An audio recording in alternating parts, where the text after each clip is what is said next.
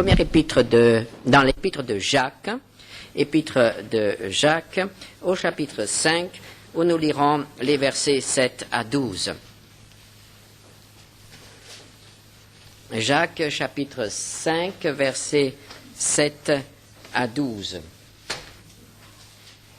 Soyez donc patients, frères, jusqu'à l'avènement du Seigneur. Voici, le laboureur attend le précieux fruit de la terre, prenant patience à son égard, jusqu'à ce qu'il ait reçu les pluies de la première et de l'arrière-saison.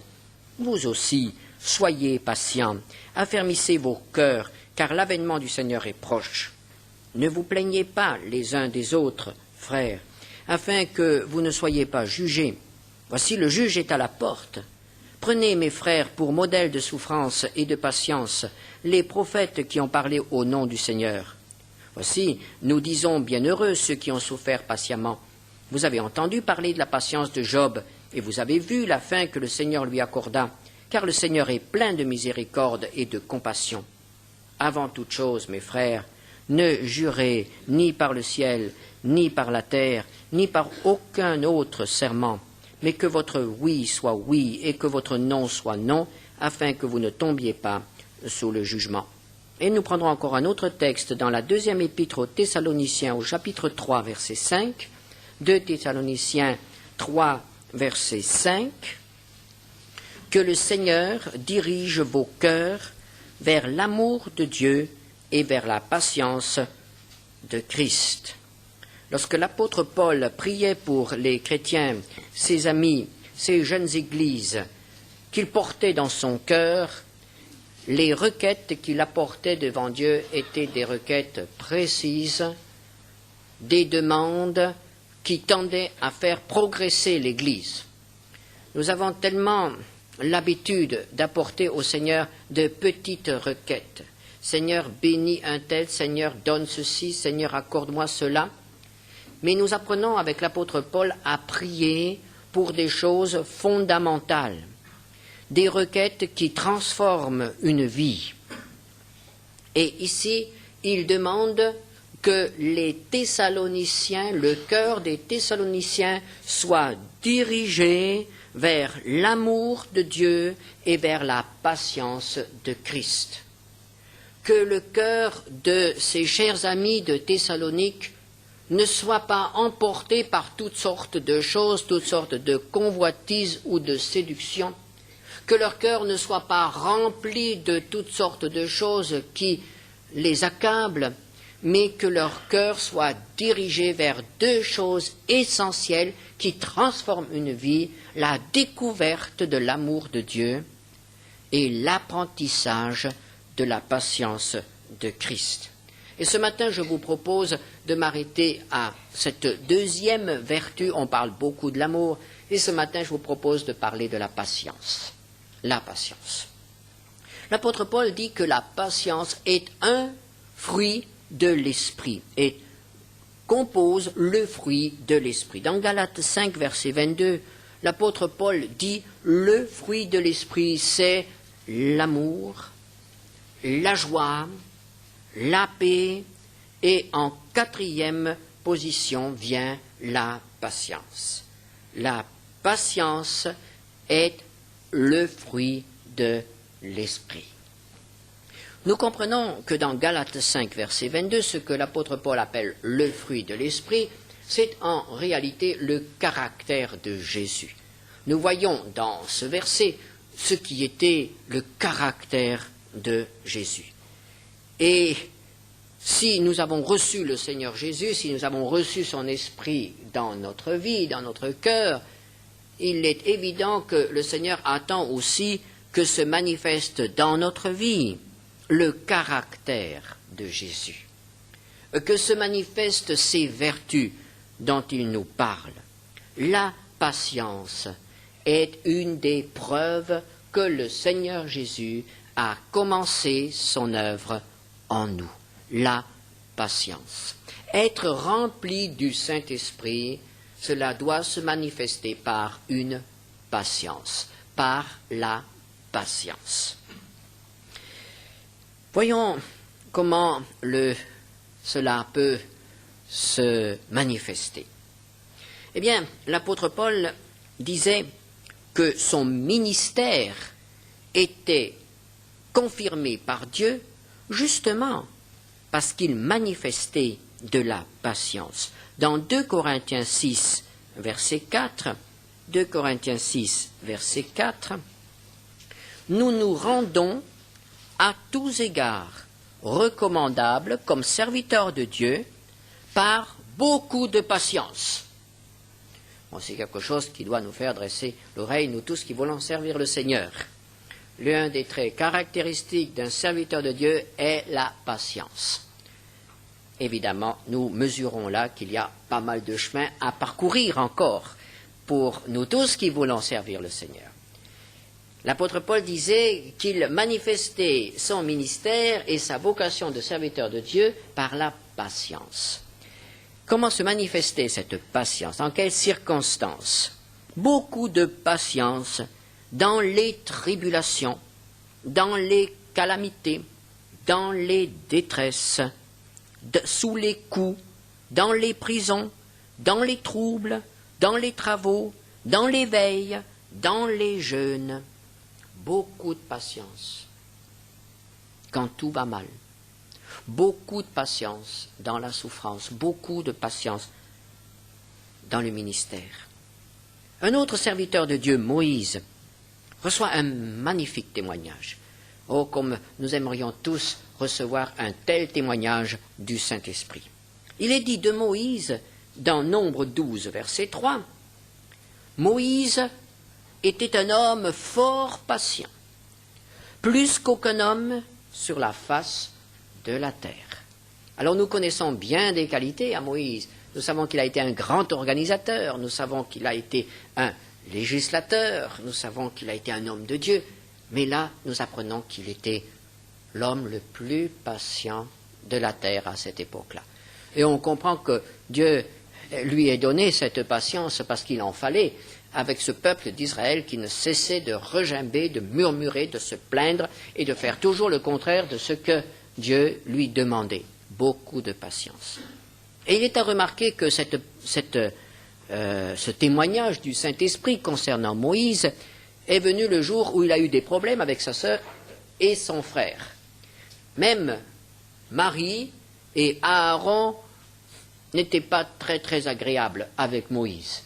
Et ce jour-là, le Saint-Esprit dit, Moïse était l'homme le plus patient qu'aucun homme sur la face de la terre. Quel témoignage!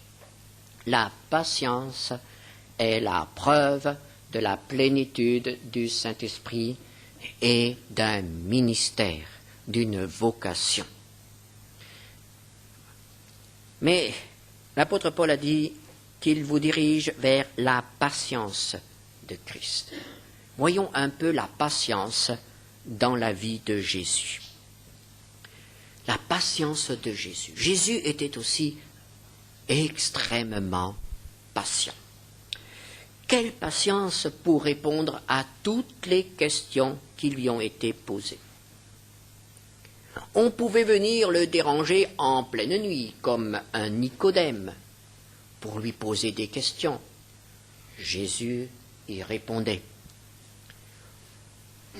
Les questions pouvaient être posées sous le soleil brûlant de midi, comme ce fut le cas pour la Samaritaine, au puits de Jacob. Elle avait beaucoup de questions. Jésus a répondu à chaque question.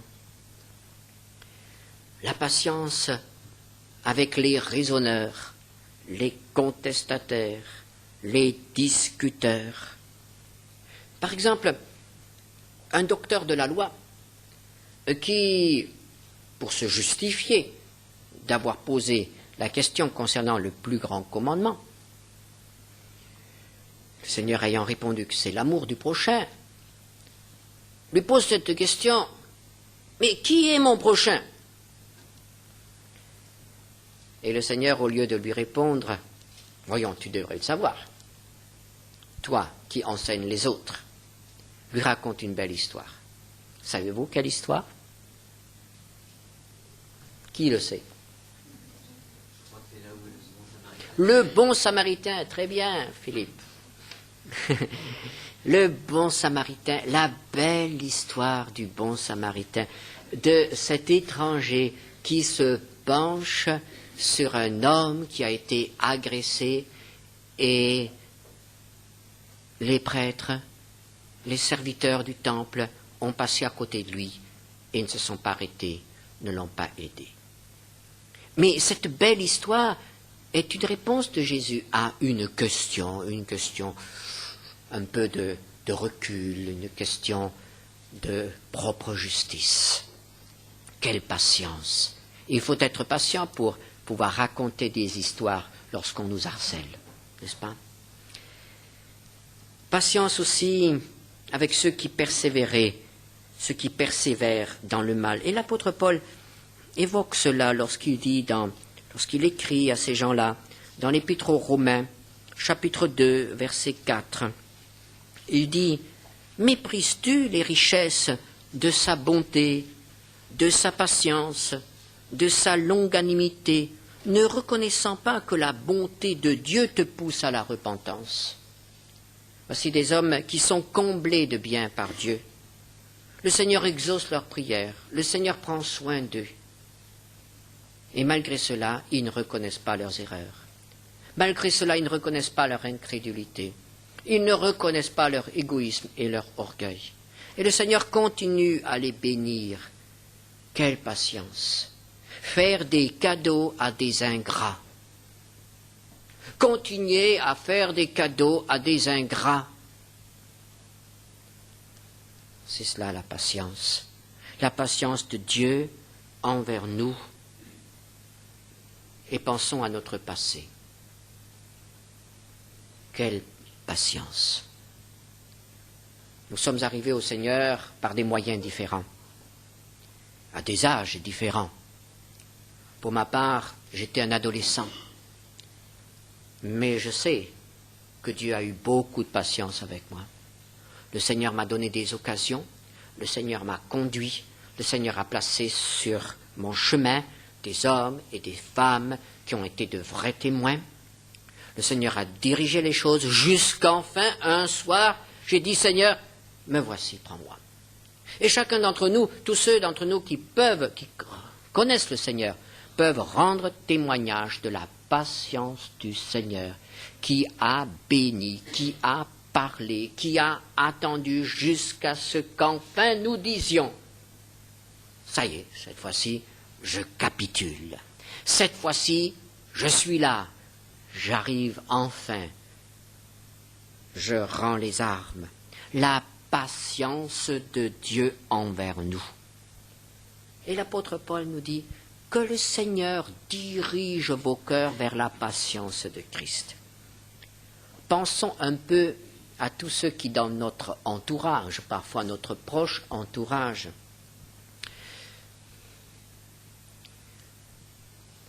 sont un problème, n'arrivent pas à bien comprendre que le Seigneur les aime, ne répondent pas à nos efforts pour les amener au Seigneur. Ah, comme nous aimerions parfois les bousculer un petit peu. Mais voyons, tu ne comprends pas. Mais voyons, c'est si simple. Mais voyons, mais tu ne comprends pas que si tu continues à attendre, tu risques la mort éternelle. Mais enfin, tu es en train de perdre un temps précieux. Alors, on a parfois envie de les pousser pour que, enfin, ils se décident. Et si le Seigneur voulait nous apprendre à nous d'abord la patience? Oh, je ne dis pas ça pour encourager ceux parmi nous qui attendent pour se décider, pour se convertir. Non, à tous ceux qui ne sont pas au Seigneur ce matin, je dis, n'attendez pas, faites-le tout de suite même. On pourrait même interrompre le culte pour que vous puissiez le faire. C'est ça la priorité. Mais pour nous qui essayons de transmettre l'Évangile à ceux qui ne l'ont pas encore accepté, à ceux qui ont vraiment des problèmes, ou qui résistent, certains résistent consciemment, alors quelle leçon de patience, comme nous avons besoin de la patience. Certains parmi nous se souviennent d'une très chère sœur qui est auprès du Seigneur maintenant et son mari aussi. Pendant 38 ans, elle a prié pour la conversion de son mari. Et enfin, il s'est donné au Seigneur. Mais 38 ans, c'est long. 38 ans, c'est très long, c'est toute une vie. C'est aussi longtemps que les Hébreux dans le désert. N'est-ce pas? Après le Sinaï. 38 ans. Mais elle a vu le salut de son mari. Et ils ont encore vécu plusieurs années ensemble en servant le Seigneur. La patience. L'apôtre Jacques, dans le texte que nous avons lu tout à l'heure, nous cite en exemple le laboureur. Chapitre 5, verset 7. Le laboureur attend le précieux fruit de la terre, prenant patience à son égard, jusqu'à ce qu'il ait reçu les pluies de la première et de l'arrière-saison. Vous êtes en train de labourer. Vous avez semé le grain de la bonne parole. Alors maintenant, attendez. Alors maintenant, patientez. Arrosez-le de vos prières, arrosez-le de votre amour, arrosez-le peut-être de vos larmes, arrosez-le de votre patience. Et Dieu répondra. C'est Dieu qui fait croître. C'est Dieu qui continue à préparer les cœurs. Patience. Que le Seigneur dirige vos cœurs vers la patience de Christ. Le laboureur attend. Sachons, nous aussi, attendre. La patience de Jésus envers les siens. La patience envers ceux du monde, ceux qui sont perdus. Nous venons de le voir. Maintenant, la patience de Jésus envers le sien. Et là, je dirais que cette patience est encore bien plus belle, bien plus grande, parce qu'il avait là autour de lui quelques disciples, quelques poignées d'hommes et de femmes qui le suivaient, qui l'aimaient, qui l'écoutaient, qui assistaient à ses discours, à son enseignement. Ils étaient là. Parmi eux, il en a choisi 12, auxquels il a donné le nom d'apôtres, auxquels il a donné un enseignement plus approfondi, il les a formés, il les a enseignés. Mais quand nous lisons les évangiles, nous remarquons qu'il y a à certains moments des tensions dans le groupe. Nous voyons que Jésus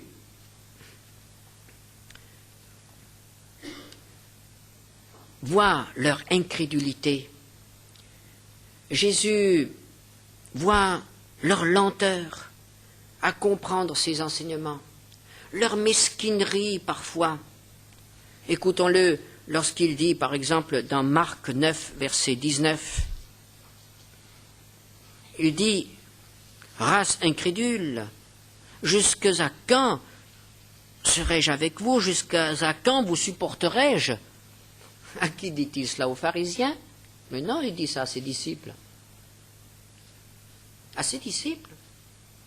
Ses disciples qui ne croyaient pas, qui ne comprenaient pas, qui ne parvenaient pas à délivrer cet enfant qui était possédé par un démon, tout simplement parce qu'ils ne croyaient pas. Ou bien encore, la dernière soirée qu'ils ont passée ensemble, juste avant son arrestation, voici qu'ils étaient en train de se disputer entre eux pour savoir lequel d'entre eux était le plus important. Lequel des 12 devait être placé en tête de la liste. Et Jésus avait tellement de choses à leur dire. Et eux, ils perdaient leur temps. C'était la fin de ce cours de 3 années. Ils allaient les envoyer dans le monde pour être ses témoins, ses apôtres, pour fonder l'Église. Et ils étaient encore en train d'avoir des problèmes d'orgueil et de préséance entre eux. Quelle souffrance pour Jésus. Quelle souffrance. Cette incapacité d'agir spirituellement, de vivre une vie spirituelle. Ou bien encore, cette belle parabole du figuier stérile. Luc 13, versets 6 à 9.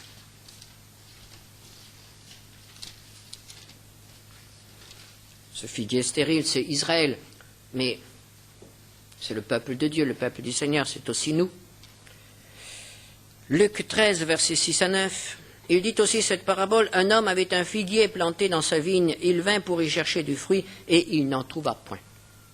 Alors il dit au vigneron, voilà 3 ans que je viens chercher du fruit à ce figuier, et je n'en trouve point. Coupe-le, pourquoi occupe-t-il la terre inutilement?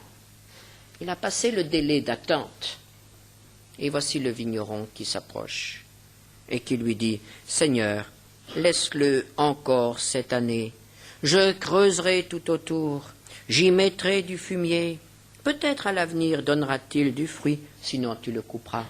La patience du vigneron.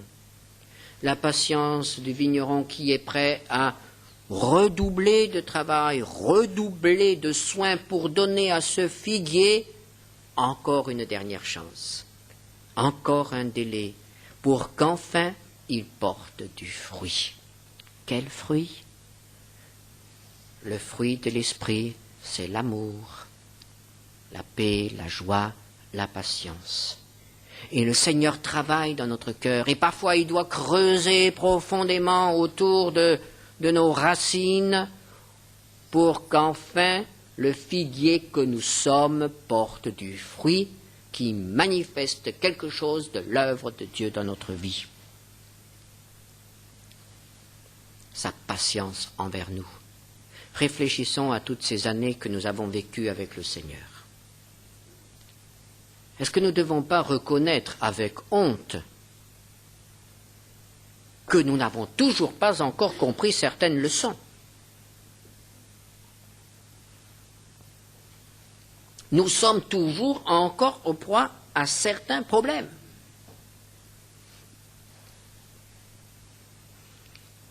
On peut parfois rencontrer des chrétiens, on les rencontre 20 ans plus tard, ils ont toujours encore les mêmes problèmes.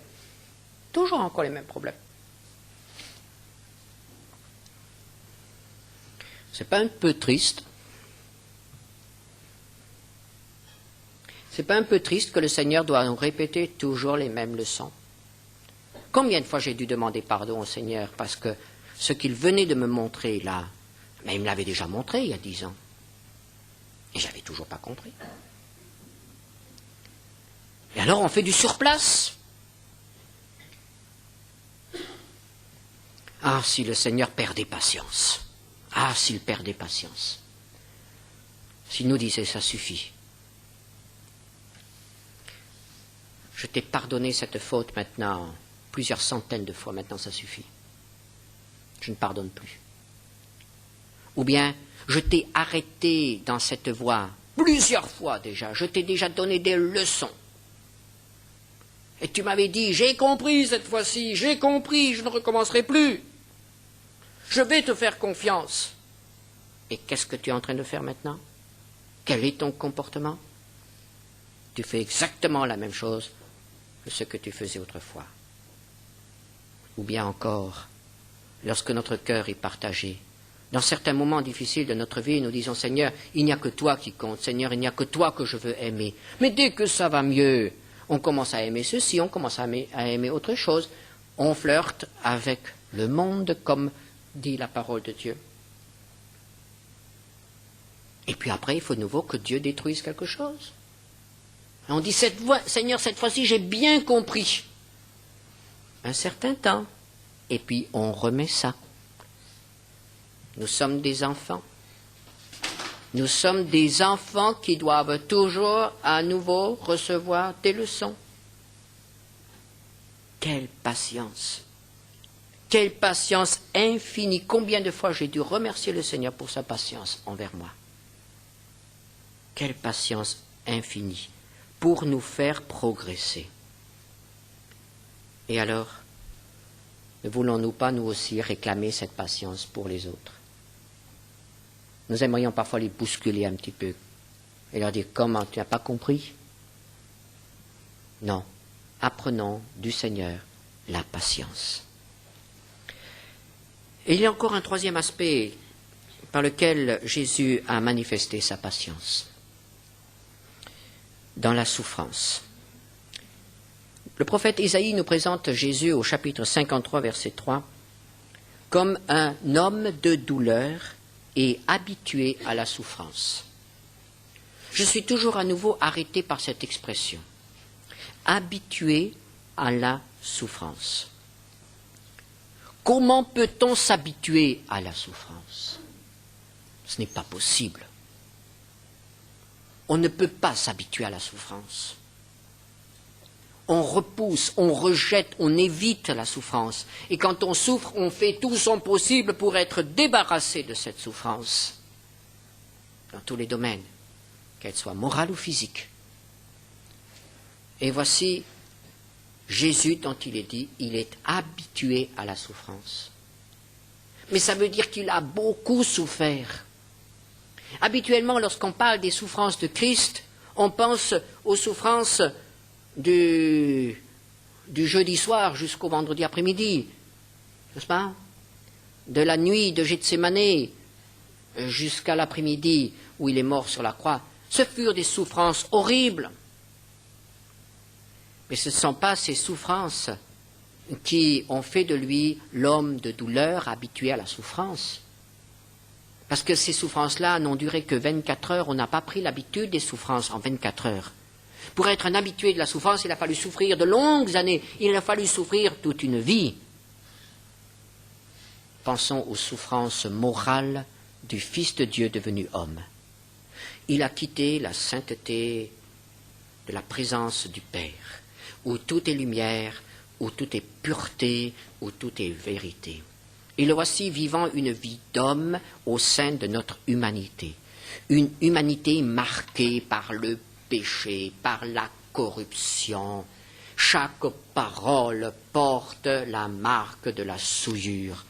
Toutes les démarches des hommes sont marquées par la convoitise, la jalousie, la souillure, l'orgueil, le désir de puissance, le désir de jouissance, l'égoïsme.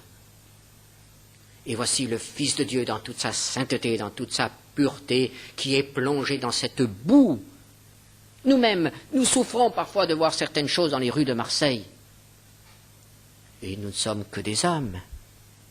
Notre cœur est le même que celui de ceux qui font ces choses. Donc il n'y a pas une très grande différence entre eux et nous. Et malgré cela, nous souffrons.